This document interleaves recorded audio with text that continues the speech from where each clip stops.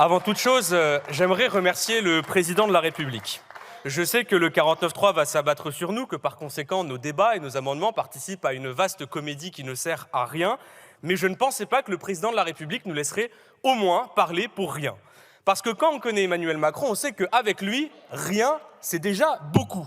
Donc voilà, merci Monsieur le Président, je ne sais pas si vous m'entendez, mais je vous suis très reconnaissant, surtout moi, du haut de mes 23 ans, avoir l'honneur de parler à la tribune de l'Assemblée nationale pour rien, avoir le droit de vous critiquer, Madame la Ministre, c'est une chance que tous les autres jeunes n'ont pas, d'autres s'y sont essayés, ils ont fini à genoux, main sur la tête, filmés comme ça a été le cas à Mantes-la-Jolie, ou si c'était des jeunes manifestants contre la réforme des retraites, des jeunes militants écologistes, ou simplement des jeunes qui voulaient manifester contre le massacre qui a cours actuellement à Gaza, vous les prenez, vous les mettez une dizaine d'heures en garde à vue, ensuite vous les relâchez dehors. Donc Madame la Ministre, comme c'est un peu compliqué de vous critiquer, je vais plutôt aller dans votre sens parce que effectivement, vous ne faites pas grand-chose pour les jeunes, mais les jeunes doivent comprendre que pour vous, pas grand-chose, c'est déjà énorme en fait. Déjà parce que les jeunes, ils votent pas pour vous. Aux dernières législatives, ils ont voté à 40% pour Mélenchon, seulement 10% pour votre candidat. Donc finalement, ils peuvent s'en prendre qu'à eux-mêmes. Mais il y a aussi une excellente étude des chercheurs Julia Cagé et Thomas Piketty qui explique que le vote macroniste est le vote le plus bourgeois de l'histoire.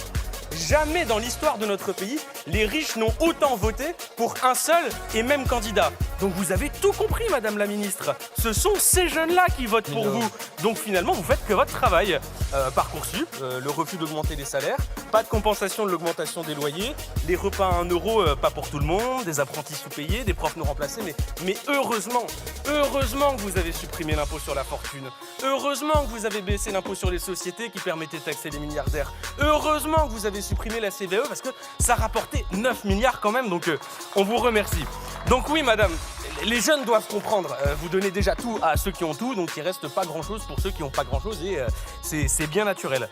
Alors, il y a quand même une autre bonne nouvelle puisque le budget des jeunes va augmenter de 3 milliards en 2027, pas pour aider les jeunes à se loger, pas pour les aider à étudier, à travailler ou à se nourrir, mais 3 milliards dans le très demandé service national universel. Parce qu'il faut le rappeler, il y a une enquête de Radio France qui explique que dans les principales préoccupations des jeunes, vous avez en 4e le besoin d'égalité, en 3e le réchauffement climatique, en 2e le pouvoir d'achat et en 1er évidemment le service national universel. Donc merci Madame la Ministre de si bien comprendre les jeunes, merci de créer une institution dans laquelle les jeunes se retrouveraient quelle que soit leur origine sociale pour comprendre le monde et apprendre les valeurs de leur pays. En fait, vous avez juste réinventé l'école. On peut dire que vous êtes une sorte de Jules Ferry du 21e siècle, parce qu'on a bien compris que vous aviez abandonné l'idée d'égalité et de formation citoyenne à l'école. Et je veux vous rassurer, quand a été nommé à la tête du ministère de l'Éducation nationale un ministre qui n'a jamais été à l'école publique, le message est très bien passé sur quelles sont vos ambitions dans l'école. Alors oui, finalement, les jeunes sont ingrats, les petits clubs sportifs aussi. L'inflation les étrangle, les collectivités payent l'inflation aussi, donc elles ne peuvent pas les aider avec des subventions. Et heureusement, il y a Carrefour. Carrefour qui propose, si vous achetez des produits sains, de reverser une petite partie au club sportif de votre choix. Donc Carrefour qui a augmenté ses bénéfices de 20% au semestre dernier, qui s'est fait des milliards sur l'inflation des produits alimentaires, propose de reverser quelques millions au club sportif que vous n'aidez pas. Ça ruisselle bien, ça redistribue correctement comme vous aimez dire. Vous aviez le projet de Manuel Bompard, député de la France Insoumise, qui proposait de taxer les super profits. Vous avez préféré le projet de Alexandre Bompard, PDG et directeur de Carrefour, qui va du coup garder les milliards et donner quelques millions pour se faire de la publicité. Ça, c'est la politique macroniste comme on l'aime. Alors heureusement, il reste les Jeux Olympiques, évidemment, où les clubs sportifs pourront s'offrir une place à 700 € pour aller assister à l'épreuve d'athlétisme, 500 € pour l'épreuve de natation et évidemment les 2700 € pour la cérémonie d'ouverture. Merci de votre générosité et d'organiser cette si grande fête populaire.